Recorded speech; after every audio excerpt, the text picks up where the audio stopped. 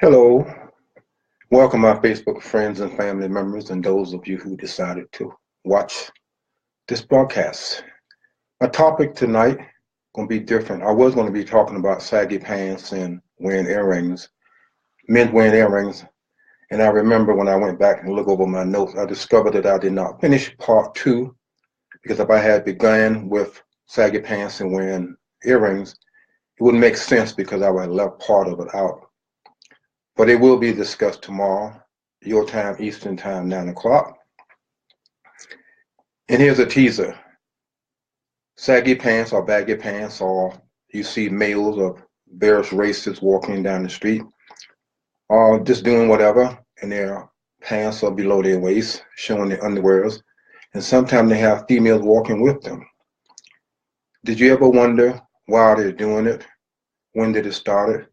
Where did it begin? Well, it began in the prison system. Believe it or not, it began in the prison system. And wearing earrings, if you do your homework, you discover that back in the ancient times, that slaves were given earrings were put on slaves as a sign of their being a slave. And we see today various races of men wearing earrings in both ears and left both ears. But when I was doing my homework, I discovered something I did not know, which I'll be discussing tomorrow. I have a course, I have a car job.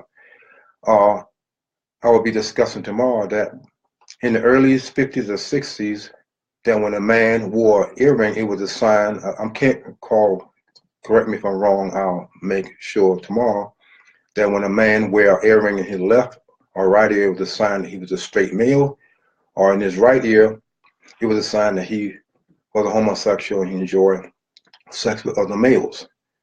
And I didn't know that, so I was surprising to learn that. But I'll get into that more tomorrow. It's interesting that when we see when we see people behave in a certain way, in a certain manner, we never call into question,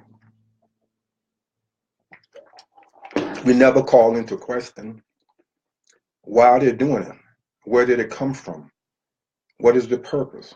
There's always the why behind the things that we see. And most individuals, not all, but most people will gravitate to TVs, movies, and DVDs and the celebrities and sports stars, and they imitate and they duplicate their appearance, and they run out and buy the shoes, and they do all kind of things, but that does not define the individual. They are associating themselves with that star and that superstar. They may not have the same lifestyle. They buy expensive shoes and expensive clothing to pretend that they're someone, so they put their identity in a personal item, shoes, hat, and cars.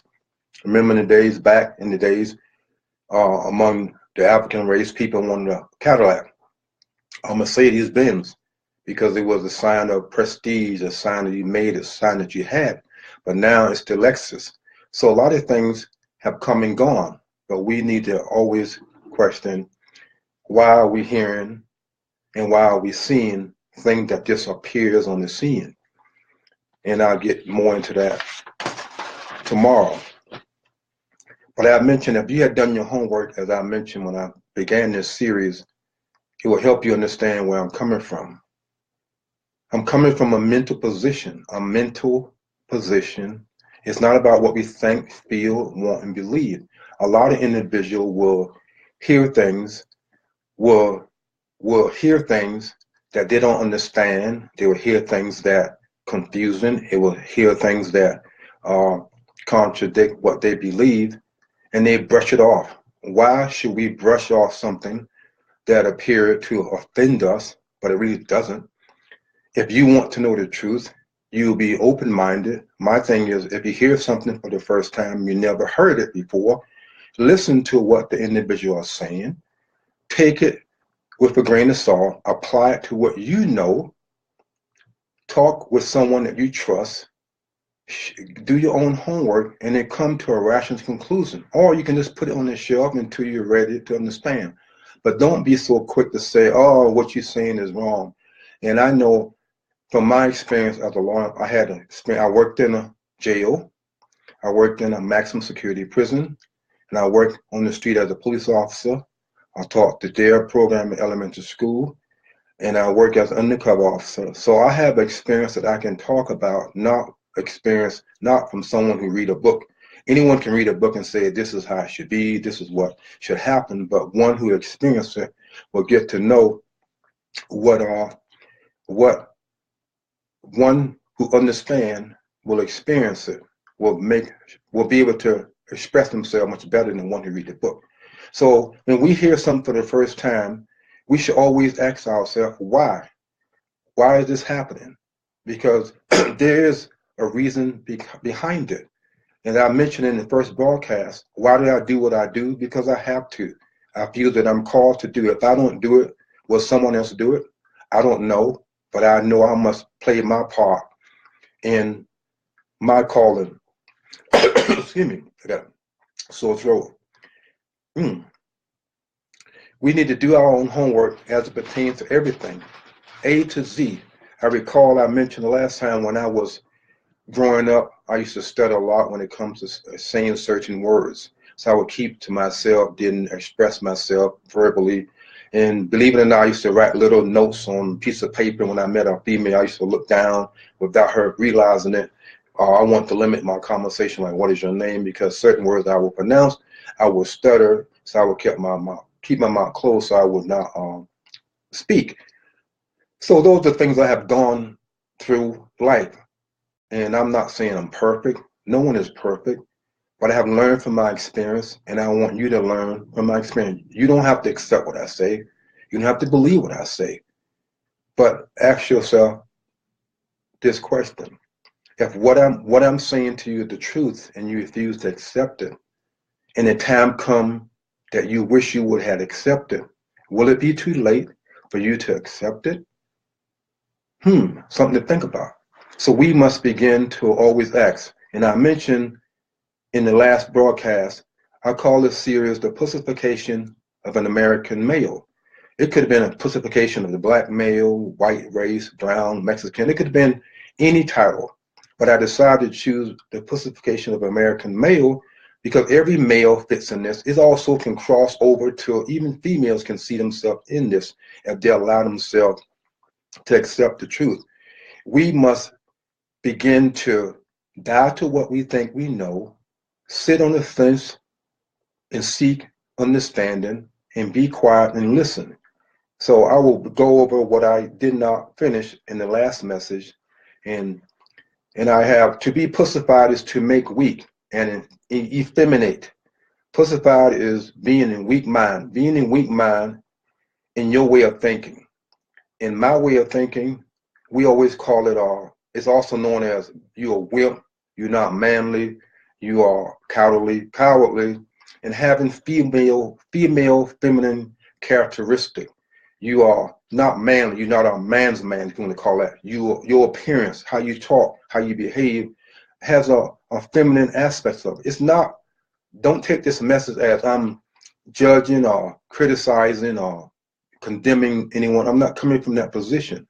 And I noticed that when anyone expressed the truth about certain things, whether you're black or white, people tend to say you're racist, you're homophobic, you whatever, but it's not about that. In order to get a good understanding of something, you must explain it to the individual because everyone does not learn the same way. So we must explain it and hopefully they'll understand. But if you put up your guard because you're taking it as an attack on you, if you know someone that practices something that I may mention in this series, it's not about that. It's about educating yourself because everyone don't want to be free. Think about it. Everyone do not want to be free from the world that they're living in. It's like watching the movie The Matrix, the red pill and the blue pill. Some people will not take the pill. They allow their eyes to be opened up and ears to hear the truth. They will remain in darkness. So those people we can't touch, those people we can't help because they don't want to know. So we must only approach those who ask questions, give them the answer if we have it. If we don't have the answer, then we shut up and say, I'll get back with you or I'll point you to someone in a direction for someone to teach us. So it's a feminine qualities. And we can go any further in the Word of God. In the Bible, it said to join, to make womanish, having the qualities of female sex, woman-like, to awaken unmanlike softness, the state of being. Like I mentioned, this subject can go into different directions, but I want to keep it in a point of a spiritual, mental position, because everything comes from the spirit and it manifests in our lives. Every thought that you and I think, the thoughts that you're thinking now, whether it's bad or good, is coming from the spiritual world. How can you determine that? When you look at the news, or you hear news, or you talk to your friends and family members, they will reveal to you where their thoughts are coming from. If their thoughts are godly, you will recognize it immediately. If their thoughts are ungodly, you should recognize it also immediately. So our thoughts come from the spirit world, either God or the Satan or devil, as we call it. There's no neutral mental fence where men can sit and when we are not touched. There's no dividing line where good and bad does not touch us and we can make up our mind another day.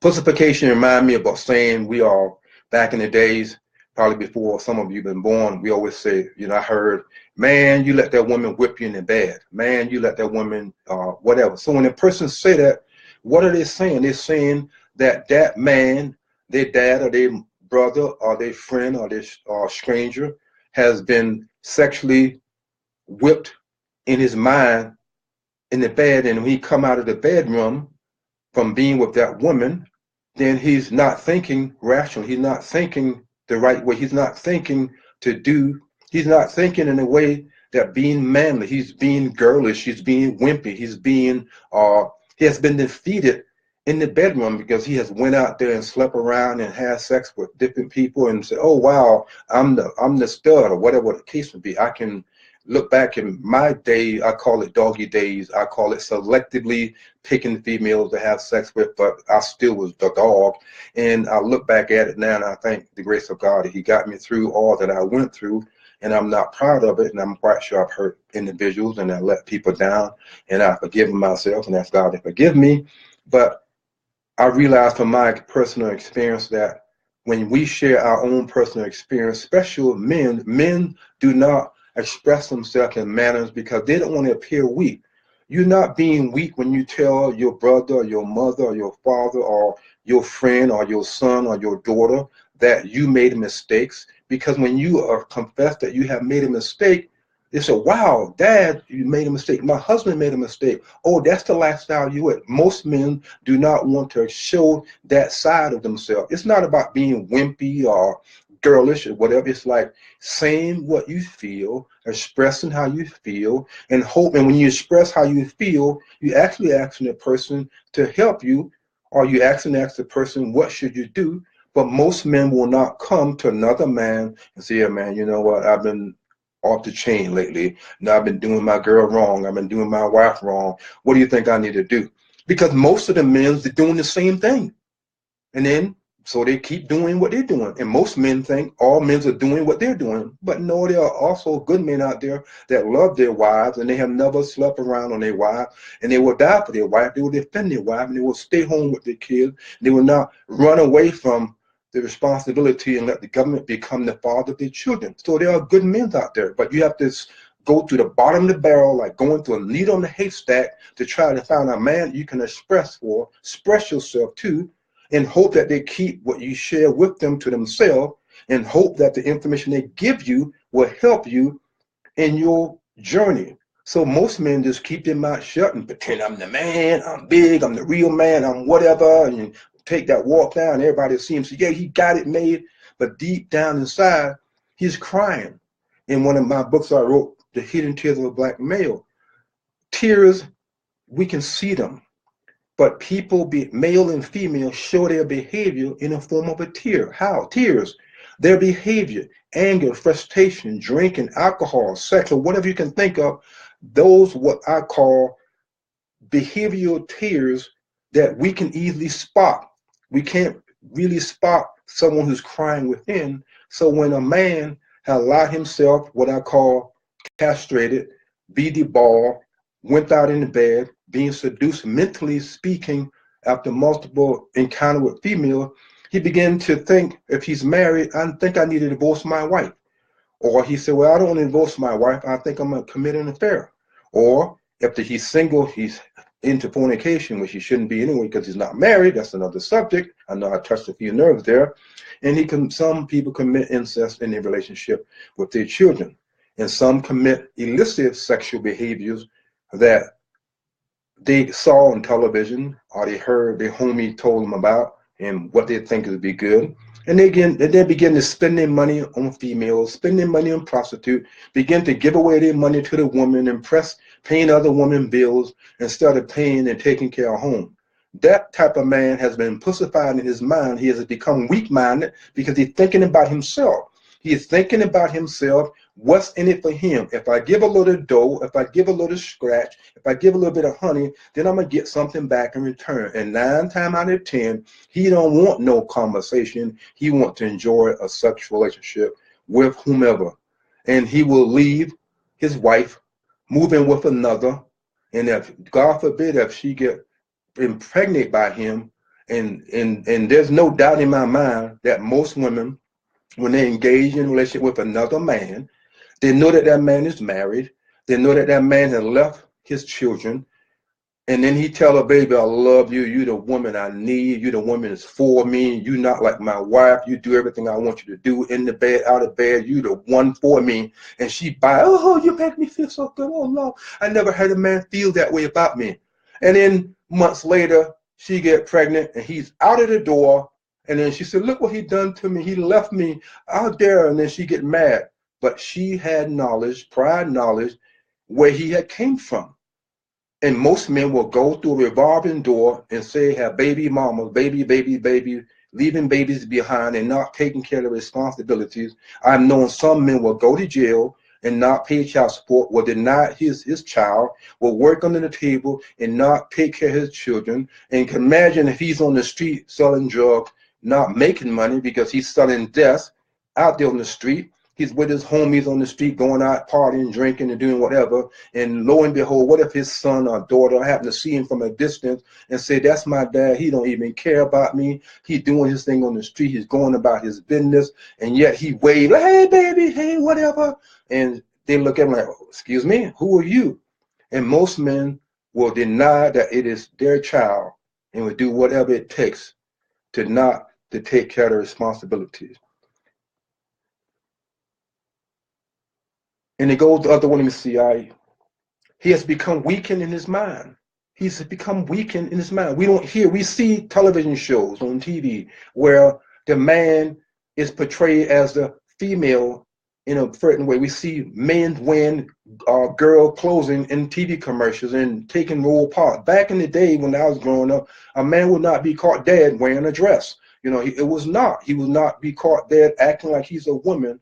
But today, everything is backward. Everybody's doing what's in their own eyes. In the practical sense, he may be physically a man on the outside, but within his mind, he's thinking like a woman. It's not about man, woman, I'm the boss, you the boss. I'm not coming from that position of you the boss. That's another message. So pussification does not have something to do with sex, because a person can be pussified by the movies he watched, the TV shows, hanging out with the wrong crowd, the books he reads, the sports or whatever. It's like planting the seeds. At first, we all have a mind, and our mind can be considered a womb. Think of a woman who has a baby. She get impregnated from the sperm of a male, and she get impregnated, and in her womb becomes a child, whether a girl or boy. And over a 9 months period, she go through a lot to bring forth that child. It's the same thing. You and I hear thought from TV, movies, and radios, and whatever we listening to. We say, that sounds good. But what we're hearing, if we're not examining what we're hearing, then that thought we will accept that thought, and we come into question. We start questioning our own morality. We start questioning our own belief. And then lo and behold, we start behaving in the same manner that we saw on TV or heard from our friend. And This might be a touchy subject for the females, but then we have a reverse role. I said this to someone before. No man wants to date a man. No one wants to date, no man, no male wants to date a female that behave like a man. And I have shared that over the years with females and say, what are you talking about? There are some women out there that behave like a man. There are some women out there think like a man. And they say, oh, that's me. That's who I am. I'm independent. You know, you don't like it, get lost. You don't like it, take a hike. This is where I'm going to be. You can't do nothing to me. You can't even do nothing for me. And I don't even need to do you for that. Do that. I'm sorry. You can't do nothing for me because I can get and buy what I want. You know, I can either run to my dad or I got jobs. I can take care of what I want. So I don't really need you for anything, especially sex, because I can get what I want. So she goes out there, and because the man, let me see, get my thoughts right. When the female begins to behave like a man in her thinking, then the roles are reversed in the thinking. And it's like the woman has become the male thinking like a man, and the man who's a physical man thinking like a woman. If they are married, the relationship is out of order. You have the man who's physically a male thinking like a woman, and the female who's in the relationship thinking like a man. It is wrong. That is out of order. You won't be blessed. You go sooner. It may appear to be good, but it will go down the bad track, and you will get what you'll reap what you sow. So consequences, it always comes with consequences. No man wants to date a man. Then we have what we call the stay-home dads, the Mr. Mom dads. You know, the dad who his wife got a college degree and she earning more money, so he decided not to work. I'll just do a little part-time job. He take care of the house. He start doing things that back in his 40s and 50s and 60s, longer we could think, a lot of things, you know, most women don't like to hear it, but mostly a lot of things men should do and women should do. Yeah, if they're married and the husband and the wife talk about it and they agree upon, and if it doesn't cause any friction, yeah, it's between that person, that married couple, not John and Doe down the street, because John Doe down the street may not be mentally suited for what you want to do. So we have that. So the pussification of a male has gradually slowed and come through society over the years. It doesn't come with a big gulp, because if you want people to follow you, you must first plant the seed, and they don't even notice it. Then you give them a little bit more, they don't even notice it. I remember watching the Nickelodeon TV show, and this girly type young lady was good grades in school, never got into trouble, and she best friend was one that always get into trouble. She would punch a guy, do all kind of bad stuff. And then one time they were doing something, and she struggled. The nice girl struggled within her mind, because everything is a struggle in our mind. Our body, our hands, our mouth, we do what our mind tells us. If we have been seduced, and if it's something that we really like, then we're going to do it. So this girl, she struggled with doing something bad. And the interesting point of that series was that show, the girl who does bad things say, yeah, I know you feel that way. When you do something for the first time, you're going to struggle with it. You're going to struggle with it, even though you know it's wrong. But once you get over the, I'm paraphrasing it, adding my words. Once you get over the hurdle, then guess what? It becomes easy and easy the next time, and the next time, and the next time, and the next time. And that is what you and I experience, whether we realize it or not. Over the course of our lifetime, we have done things, men and women, that we know we ought not to have done, that have been very hard for us to do it for the first time. And as more and more we do it, it becomes more easy. We need to take, a female needs to take a role as a female, and a man as a man. And I'm going to throw this one out because I was wondering, I was watching Dr. Soul shoe commercial. I have seen commercial lately has the man in a female role and the female in a male role. You see male athlete, male models more girlish like, and women are more man like. Or you see actors wearing dress. I remember, I think I remember Jaden Smith was wearing a dress, and there people were saying that was his fad, that was his thing. And I thought about it today on the way from work. I say, there will come a time that you and I going to see actually males walking down the street wearing a dress. You may laugh, but you're going to see that men are going to begin to start wearing dresses, and it's going to be acceptable. And those of us who don't want to join that boat, we're going to be called dressophobic. I'm going to use that word, new term, dressophobic, like holophobic or homosexual, whatever, because that is them. Who are we to say it's not normal? If every man, if you was on an island and it was 50 men and 50 women, you know that this was a man because you see this as a female because you see the physical characteristic. Yes, some women wear pants and you know it's a woman. But when 50 men start wearing dresses, and then 50 women wearing dresses, and then someone come on the island where these 100 people are living, they're going to be looking at, where's the man? Are you going to point to the woman who's wearing the pants, or are you going to point to the man who's wearing a dress? So we need to begin to open our mind up to think that it can happen. Think about all the things that we thought that would never be upon us today that may have been foolish, but now we see it today. And I wonder if we have spoke like in my first message, when they came from this person, when they came from that person, when they came from the white person, I did not speak up because I was not white. When they came from the Jew, I did not speak up because I'm not Jew. When they came from the black male, I did not speak up because there was no one to speak for me.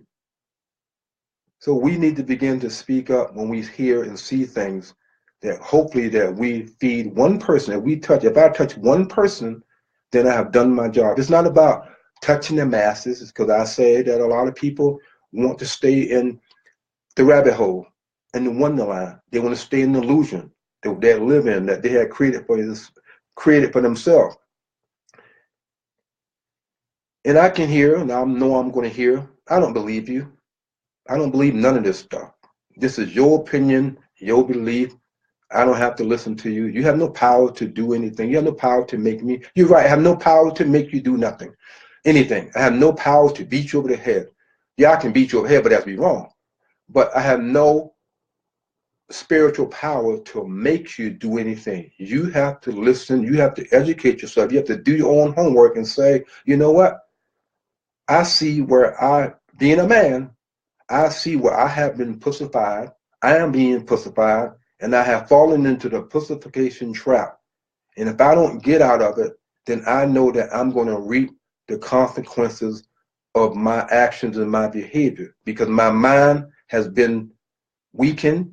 I have allowed ungodly, deceitful thoughts to cause me to question what I believed long time ago, the truth.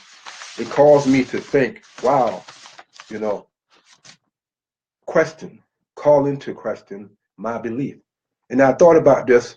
There are women out there who a man abandoned for whatever reason, left her there to provide for herself, working under the table, doing whatever he wants to do.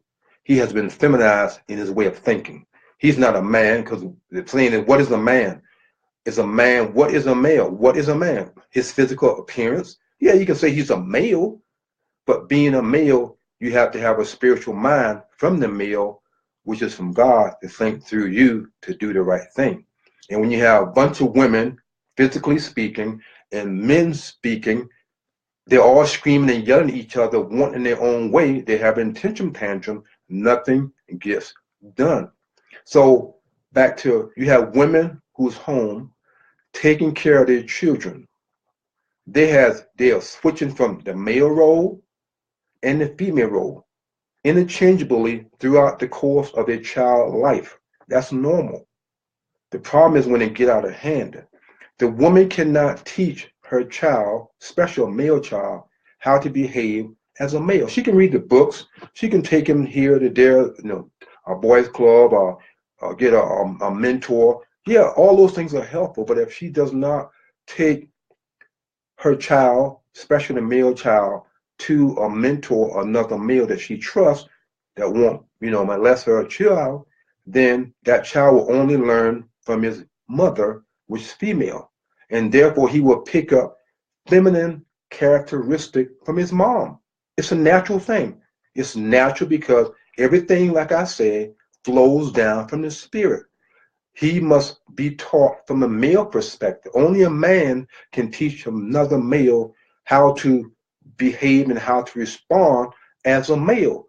And when that is done in the proper order, you have the son understanding the male. You got the son, I get back to in a minute. You got the son respecting his mom.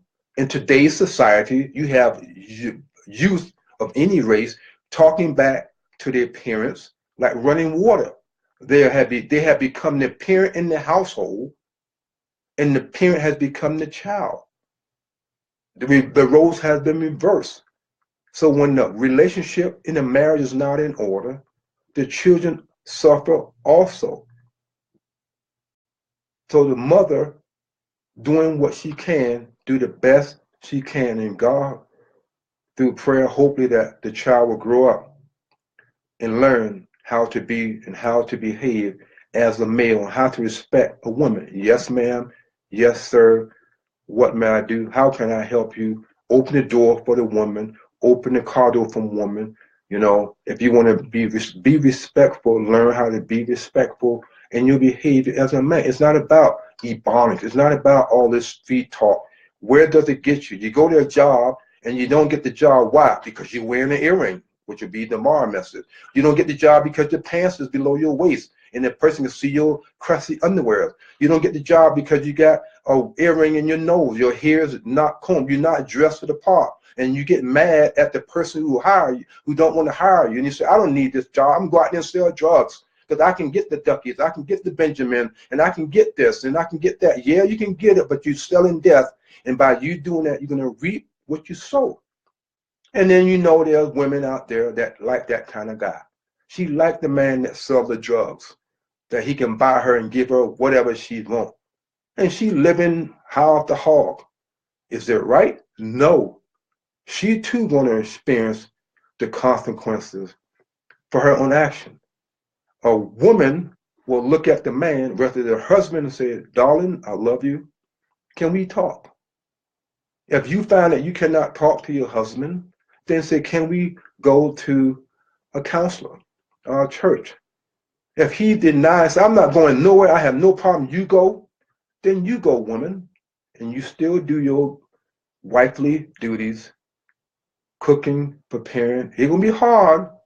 He may come around, but you are responsible for how you behave in the relationship, not what he does. Because if he continue to do what he do, he treating you badly, and you doing the right thing, he going to eventually come around or going to start reaping the consequences of actions.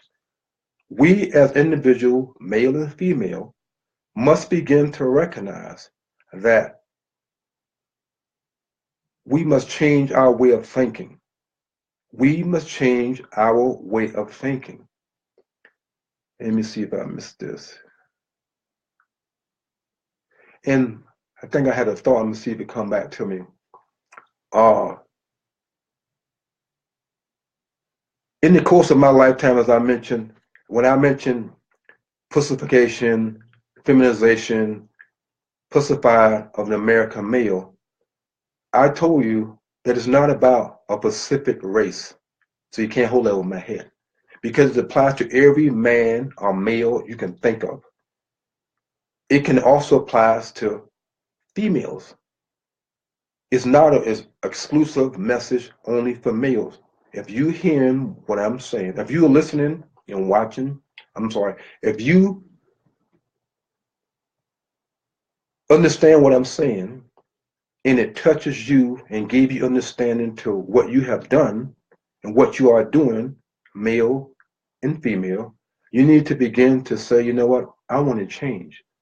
And what gets us in trouble is this here, us. Our pride gets in the way that we don't want to come to the person and say, I have a problem. I have a problem. But first we must find the right person to go to. And as I mentioned earlier, a lot of brothers and sisters and blacks and white and males and females. It's hard to find someone that you can really, even in the Christian churches, it's hard to find someone who say they're a Christian to keep a secret because they're going to share it with other individuals. So what? The male will keep his mouth closed and he'll be quiet and he will not say anything. So the pussification and feminization of the American male has slowly creeped upon us. By doing this message, I recall of hearing things that I really didn't think nothing about until I put this message together. I remember they say, football is too violent, the hitting should stop. Little children should not play football because it can cause concussion. Yes, it can cause all kinds of things. But everything that has to do with a male, where it makes the man tough and rough and exercise his manly thinking process, is under attack. He must become girly. He must become feminine. He must become, yes, dear, yes, dear, yes, dear. How high do you want me to jump? Okay, dear, I won't do nothing. I'll just be quiet and let you be the man, and I'll just quit my job, and I'll just stay home. I'll push the baby stroller. I carry the baby in front of me. I feed the baby the bottle. I do all these little things that women have done from centuries and centuries and centuries. And I know this is not a pleasantful message of you're going to get a wife, you can get a husband, you can get a car, and everything going to be good on down the Wizard of Wonderland road, if you want to call it that. We need to hear the truth. It's accepting the truth will set us free.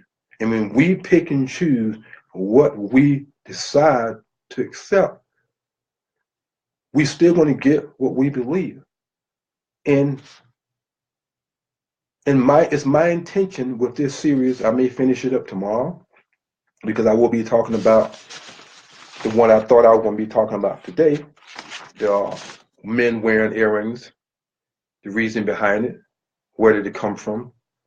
Because I throw this one out. When I worked in a prison in 1991, I did saw men wearing pants below their waist before we even hit the street, before I saw it on movie stars or singers or rappers or whatever. I was saying, wow, And then now I see it done took a birth in society. It has moved across the spectrum into the physical realm, and you see it like running water. And then I had this thought. I remember when I was growing up, people used to sing songs and you can sit back and listen to them and relax and meditate.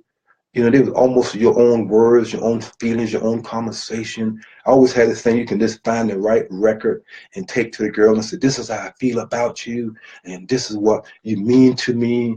And it builds you up, it encourages you, it inspires you, it wants you to live for tomorrow. It, gave you hope, it gave you dreams, it set goals in your mind. It did a wonderful thing in your way of thinking. And then now, you have the music out there insulting the women, black females, hunching over or thonging or doing whatever, shaking their booty and stuff, and attacking each other and using the N-word for each other, and like running water and all kind of stuff, and so much rage and violence and hatred. It's the in reverse.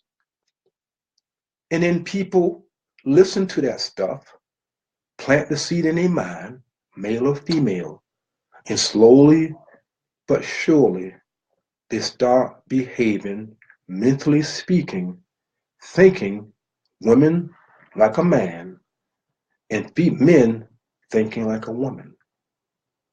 So if you like what you heard, share it with your friends. Like I said, this message is not about insulting or condemning, pointing a finger.